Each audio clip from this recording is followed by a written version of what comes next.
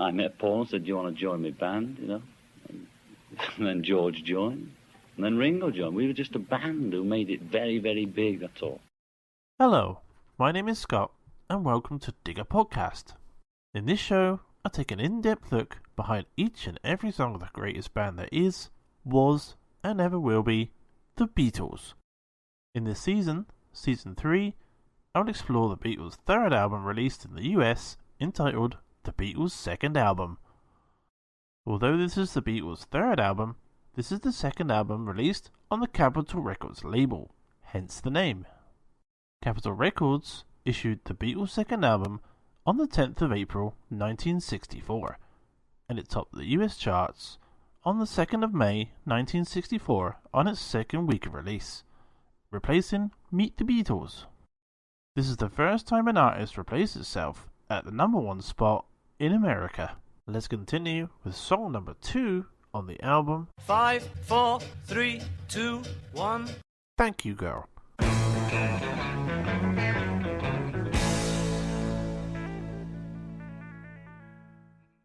It's not too often that we here in America were treated to something different in the way of a Beatles song than what was offered in their home country.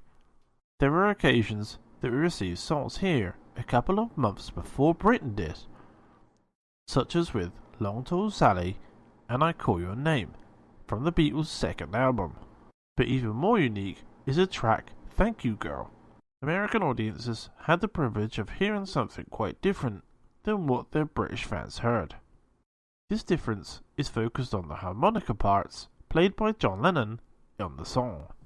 When US audiences heard the version of the song on the CD for the first time on Past Masters Volume 1, or possibly on a British import, it was easy to spot the noticeable difference. To American ears, it sounded drab and missing a couple of vital ingredients. Because of this, purists would usually prefer to hear the song on their vinyl copy of the Beatles' second album, which is now available on the Capitol Album's Volume 1 CD box set, or the remastered stereo version of Past Masters.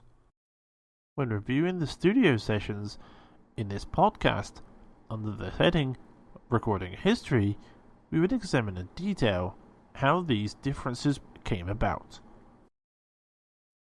Songwriting history.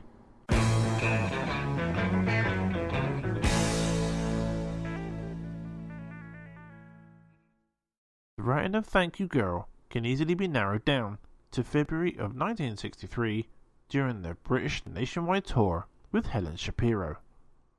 Since February 11th was the date for recording of their first British album, Please Please Me, and the song did not appear on that album, it obviously didn't exist yet, since they would have premiered the song on that day if it did. And since Lennon later confirmed that the song was one of our efforts at writing a single that didn't work, it had to be written before February 28th, since this was the confirmed date when their next single, From Me to You, was written. Since Thank You Girl ended up on the flip side to that British single, it had to have been written sometime between February 11th and 28th of 1963. Although the song was described by Lennon in 1971 as just a silly song that we knocked off, they obviously were proud of it at the time, convinced that this would be the follow-up to their recent British number one hit, Please Please Me. By the time they entered the studio on March 5th to record the song, they presumably were swayed into thinking that their recently written song, From Me to You, would be a better choice for their next single, since it was recorded first on that day. Thank You Girl was therefore relegated to the B-side. The song was written head-to-head by John and Paul, making it a fairly equal collaboration, although McCartney's recollections clarify matters even further.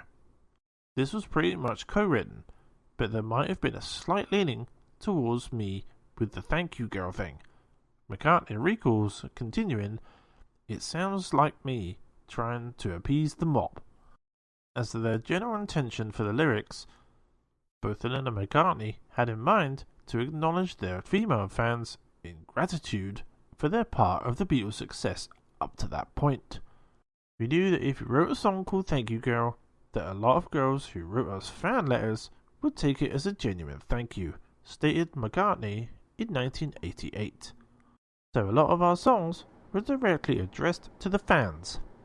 Another common practice continued here, with their using personal pronouns in the titles and their songs to accentuate the connection between the group and their fans.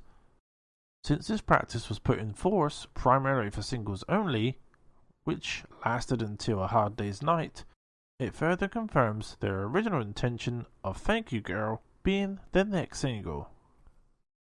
In retrospect, both Lennon and McCartney unfortunately viewed the song with little regard. A bit of a hack song really, McCartney stated, but all good practice. After stating that the song didn't work, Lennon continued, so it became the B-side, or an album track. It was admitted by Paul, though, that the song helped develop their songwriting career.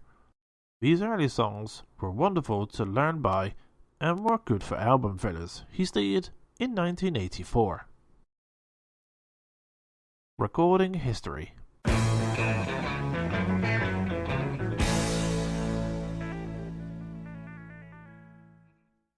With the George Martin, Brian Epstein plan to release a new Beatles single every 3 months, the group were ushered into the studio on March 5th, 1963, which was their only free day in weeks, to quickly record their next single. Please Please Me was still doing great in the British charts, and their first album wasn't even released yet, but the powers to be were making sure that the Beatles' name would continue to be on the minds of British fans. 2 recording sessions in Studio 2 at EMI were scheduled on this day, the first from 2:30 to 5:30 p.m.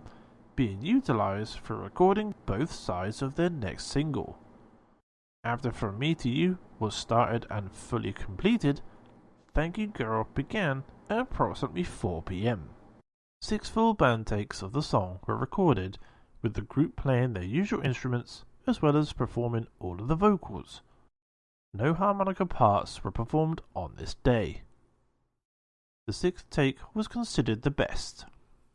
The closing of the song needed to be spruced up, so the group, probably at the suggestion of George Martin, performed 7 attempts at an edit piece to close the song. The edit piece consisted of the Buddy Holly-like Ooh Ooh opening segment of the verses and the Sandy Nelson-like drum solo by Ringo. After this was repeated twice, the Ooh Ooh segment appeared a 3rd time, followed by an energetic, accentuated ending. Since Ringo had gone on record as stating that he despised drum solos, he relented and impressively performed the 2 solo sections. This is not to say that it came easily for him, hence the 7 attempts to nail this edit piece. John can be heard on the session tapes between these takes saying that Ringo wasn't on beat. Nonetheless, they eventually got it right on the 7th attempt, or take 13, being the best. A decision was also made to increase the reverb on this ending section of the song, so a noticeable fullness permeates at the last measures of the song. The song appears to have had the working title Thank You Little Girl at this stage, although the word little only appears once in the song during the 2nd verse.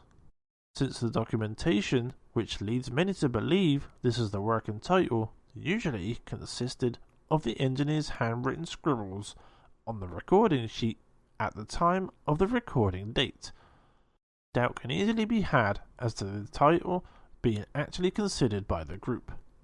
Since the phrase "Thank You Girl" is repeated 9 times in the lyrics without ever including the word little, it appears unlikely that they wanted this to be the title of the song. It could easily be concluded that the engineer wrote it down incorrectly on the recording sheet. The noteworthy harmonica parts of the song were actually recorded over a week later, on March 13th. John Lennon was the only Beatle to be in Studio 2 on this day, since he was the only one needed to perform this overdub.